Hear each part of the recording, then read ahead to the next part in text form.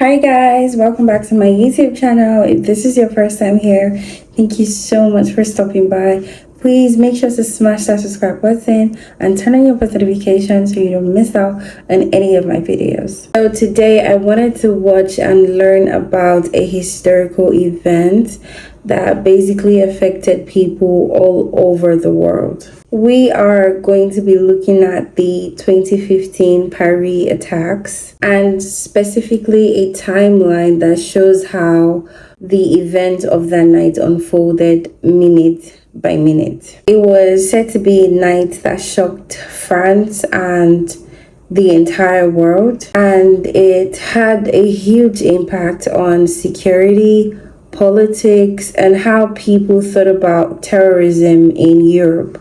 Obviously, this is a very serious and tragic event, so this video is meant to be respectful and pretty much educational. With that said, let's watch the timeline together and see how the event of that night unfolded.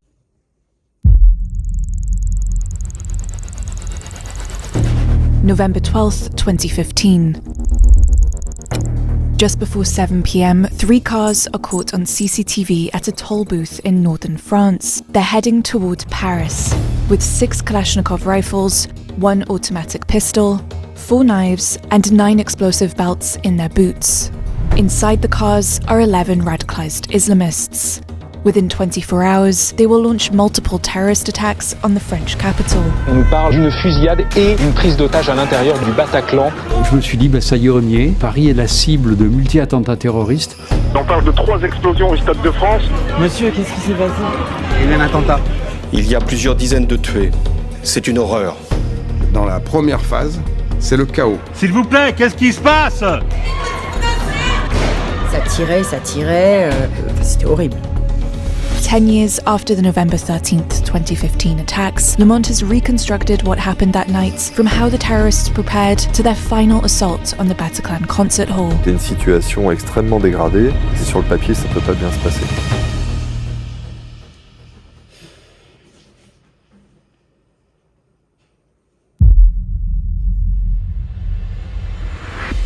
The cars reached the Paris area at around 7:30 p.m.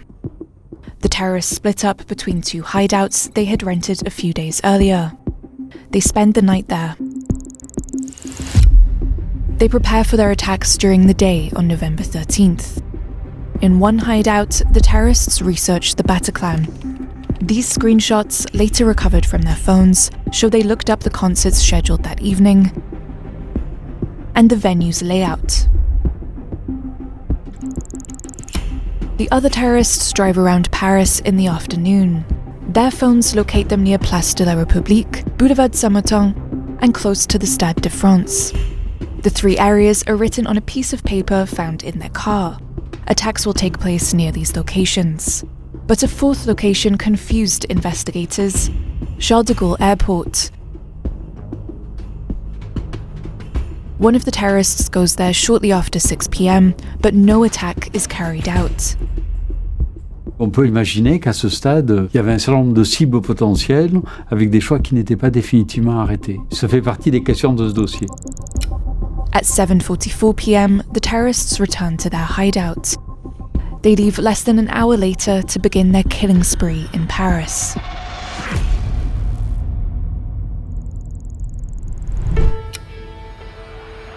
Bonsoir, le Stade de France. On est ravis de vous retrouver pour ce France-Allemagne. C'est une belle affiche.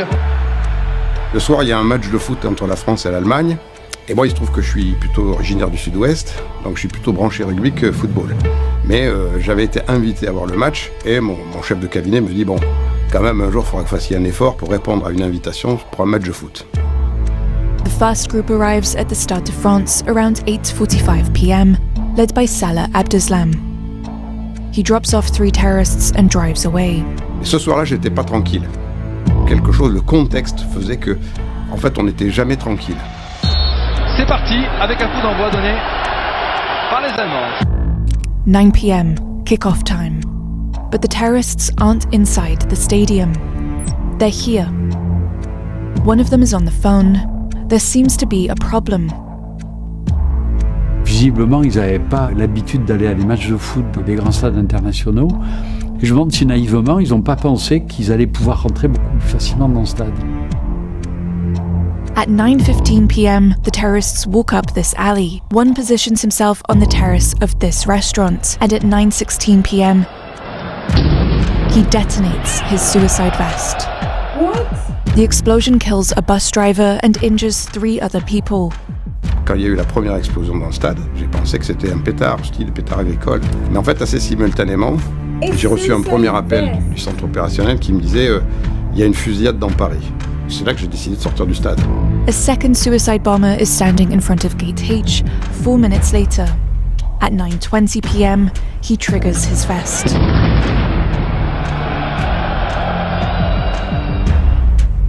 The explosion causes several injuries, including one serious, but only the suicide bomber is killed. Je suis à l'extérieur du stade, il n'y a absolument personne, mon téléphone n'arrête pas de vibrer, et là, juste devant moi, à quelques mètres, il y a une jambe.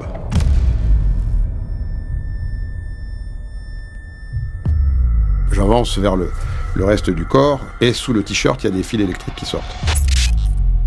Vous passez d'une espèce d'interrogation à une absolue certitude que celui qui est en face de vous, il s'est fait sauter, quoi. It's crazy. Vers 9h25, j'ai un appel pour m'aviser qu'il y a eu, porte D, je crois, au Stade de France, une explosion. Après ces coups de téléphone, je vais avoir le réflexe d'allumer mon téléviseur et je vais voir apparaître des bandeaux qui annoncent des scènes de fusillade dans les cafés du 11e arrondissement avec de très nombreuses victimes. A minute after the second explosion at the Stade de France, the second group is ready to act. At 9:20 p.m., their car passes 2 restaurants in the 10th arrondissement, Le Carillon and Le Petit Cambodge. It's a mild evening and many Parisians are seated outside. The car circles the neighborhood and 4 minutes later stops in front of these terraces. 3 terrorists step out, armed with Kalashnikovs. They fire more than 200 rounds at the 2 restaurants. 13 people are killed and dozens more injured.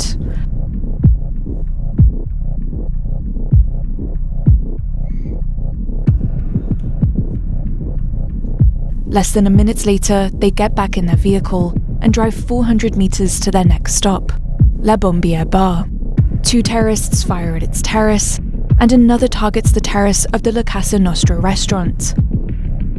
5 people are killed.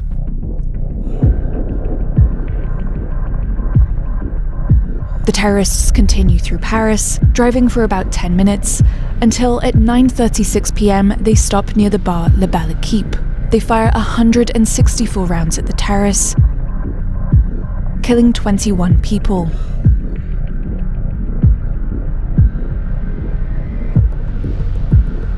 Five minutes later, the group drops off Brahim Abdeslam in front of the Le Comptoir Voltaire restaurant.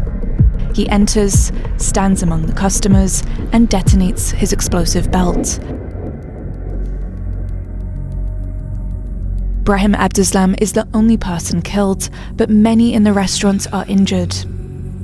It's 9:41 p.m. The terror attacks on Paris have been going on for 25 minutes, and 40 people have been killed. What?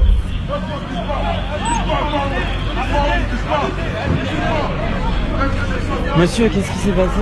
Il y a eu un attentat. Comment ça s'est passé? Lorsque je suis arrivé sur ces terrasses de café, il n'y a pas encore la police judiciaire. Il y a uniquement de la rubalise avec des policiers, des commissariats locaux qui sécurisent les lieux. Et il y a surtout des gens des SAMU et des pompiers qui sont en train de prodiguer les premiers soins aux blessés.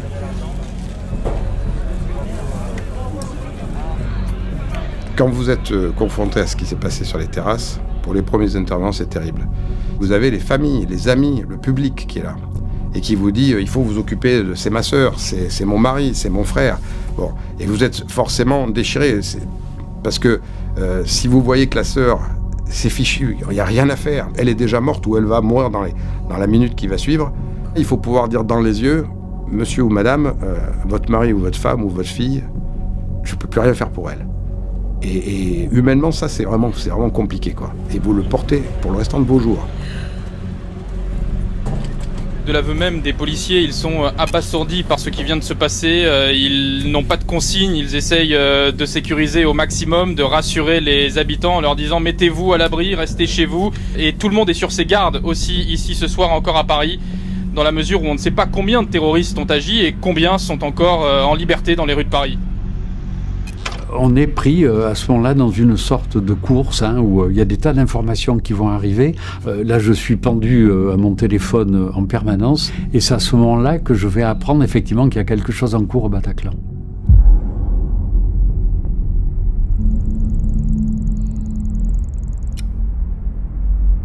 One minute after Brahim Abdeslam's explosion, the third group prepares to strike. Their car is parked further down the boulevard. At 9:42 p.m, they send a message to a Belgian phone number. It's begun, we're starting. The car leaves its spot and drives a few dozen meters to the Bataclan concert hall. Inside, 1,500 people are watching an American rock band's concert.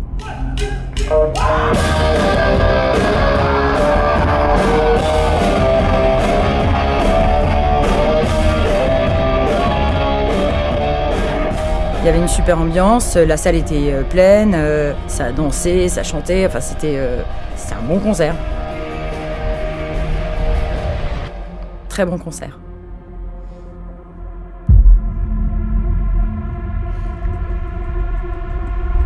At 9:47 p.m, 3 terrorists get out of the car. They kill several people on the sidewalk and rush into the venue.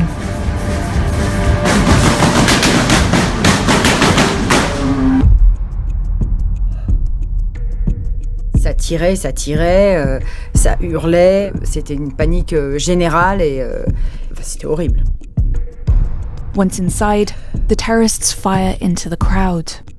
One of them climbs onto the stage, while the other two head for the staircase to the balcony.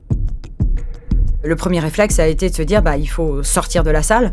Donc j'ai commencé à entamer la descente des escaliers et là dans le virage montait un des terroristes.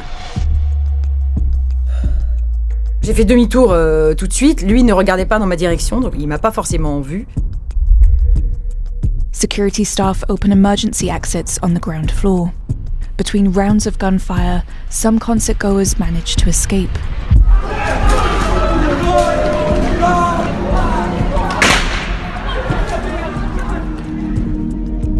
À partir de 10h du soir, vous avez en permanence des victimes qui sortent les yeux hagards, souvent certains à moitié déshabillés, certains indemnes, certains blessés, mais tous très choqués psychologiquement.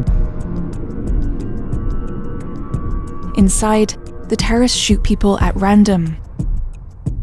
They claim their actions on behalf of the Islamic State group. After a few minutes, 2 of the terrorists gather several people on the balcony, lining them up against the wall. Celui que j'ai aperçu dans les escaliers nous dit si vous faites ce que je vous dis, il ne vous arrivera rien.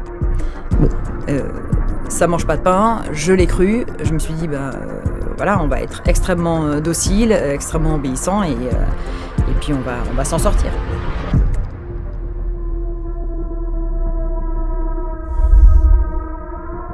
At this moment, in the north of Paris, the third Stade de France terrorist has been wandering the neighbourhood for 40 minutes. At 9:53 p.m, he places himself amongst a group of fans and detonates his suicide vest. He's the only fatality. Less than 10 minutes after the attack at the Bataclan began, 2 police officers arrive. They enter the building without waiting for backup. I'm in the Bataclan. Several dozen dead. There are 2 of us. We can hardly advance. At that moment, one of the terrorists is on the stage. The officers enter the hall and fire several times. The terrorist collapses and his suicide vest explodes. Cette intervention du commissaire de la BAC, ça a vraiment donné un coup d'arrêt aux salves. Et du coup, ils se sont dit, on va s'enfermer dans le couloir et puis on va faire autre chose. The other terrorists take refuge with hostages in the backstage corridor. The police officers exit and hand over to a tactical unit. L'information qu'on a, pour résumer, c'est qu'il y a eu une attaque terroriste, qu'il y a beaucoup de morts. On ne sait pas quelle est la situation à l'intérieur et surtout, on ne sait pas s'il y a un corps ou pas des terroristes et si oui ou non, ils ont laissé des engins explosifs. Et donc, on doit progresser dans ces conditions-là.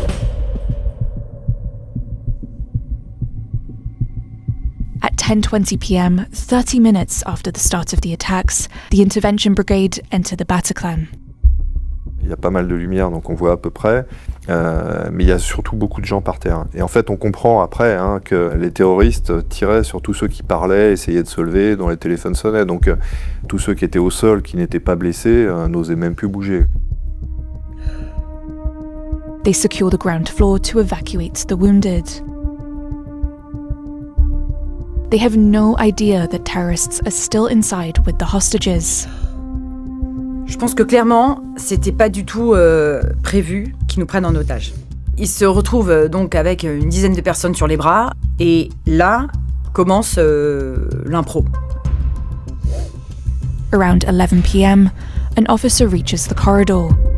En essayant de pousser la porte, ils entendent hurler quelqu'un qui se trouve à l'arrière et qui leur dit de ne pas rentrer, expliquant qu'il y a 2 terroristes armés et une douzaine d'otages derrière. Donc là, on passe dans une toute autre scène avec une prise d'otages multiple, 2 terroristes armés de kalash et de gilets explosifs. Donc c'est plus du tout le même travail. The terrorists negotiate by phone with the police, but their demands are deemed unrealistic, and the officers fear talks won't succeed. Sachant qu'il n'y a pas de prise sur la négociation et qu'on ne progresse pas, j'ai le sentiment, et j'ai toujours le sentiment maintenant, que la moins mauvaise solution, c'était de passer à l'assaut, quoi.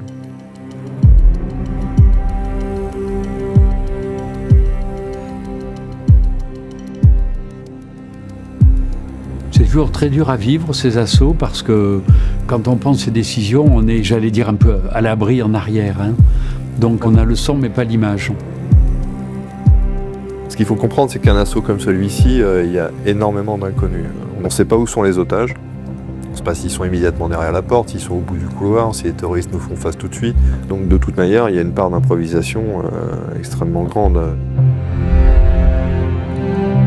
On est collés à la porte, quand même. On est 3 collés à la porte. Il y a 18 hommes qui avancent. Je n'entends absolument rien. Et tout d'un coup, j'entends un coup de semonce incroyable.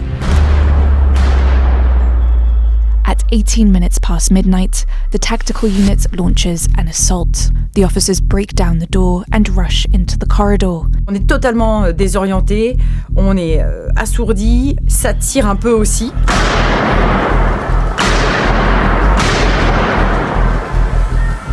Dès que la colonne rentre, en fait, elle est prise à partie par les terroristes qui vident leur chargeur sur le bouclier, quoi. Ils nous balancent hors du couloir et après il y a toute une colonne qui vous guide vers la sortie. As they advance, the head officer misses a step on the stairs and drops his shield. He continues with his handgun. He hits the terrorist at the end of the corridor. The man collapses, and moments later, his vest detonates. His accomplice is blown back by the blast. An officer moves in and shoots him dead.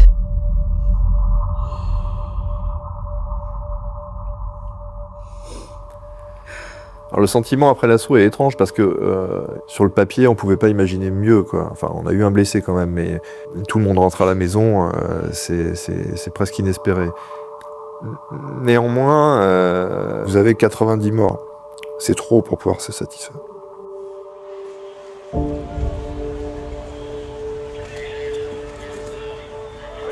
Il y a un chaos total qui règne devant le Bataclan puisqu'il y a des blessés partout, il y a des ambulances, il y a une activité, enfin c'est complètement le chaos, quoi.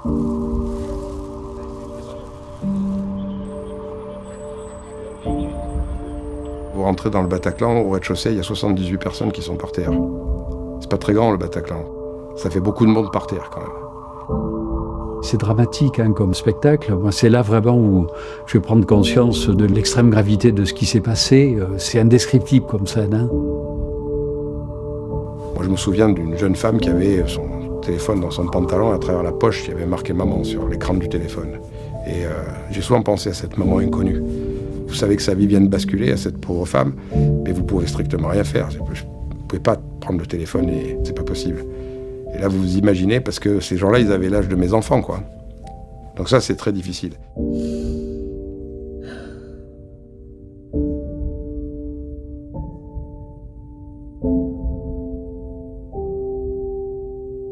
Quand on travaille dans le contre-terrorisme, notre finalité, notre objectif, c'est d'éviter la commission des attentats.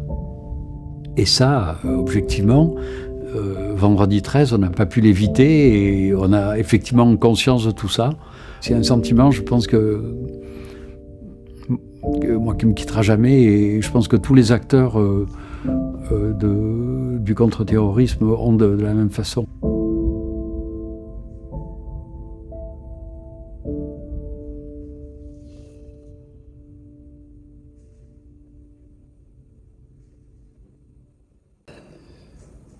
Watching this timeline really puts things into perspective, you know, how quickly events can escalate and how chaotic situations like this become in real time. One of the things that really scared me was the amount of locations that were affected within such a short period of time.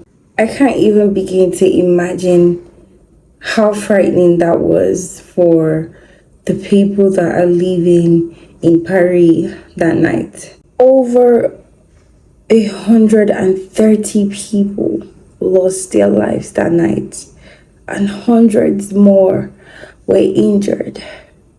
Wow, I am so devastated. You know, it's moments like this that unfortunately remind us how fragile life can be and why remembering history can be very important. It matters a lot. I also want to take a moment to honor the victims of the 2015 Paris attacks. May their soul rest in peace. May their soul keep resting in peace, and may we never forget them. Thank you so much, guys, for watching. We have come to the end of today's video. I'm so grateful. If you've made it this far, thank you so much. I will see you guys in my next video. Have an awesome day ahead of you. Bye.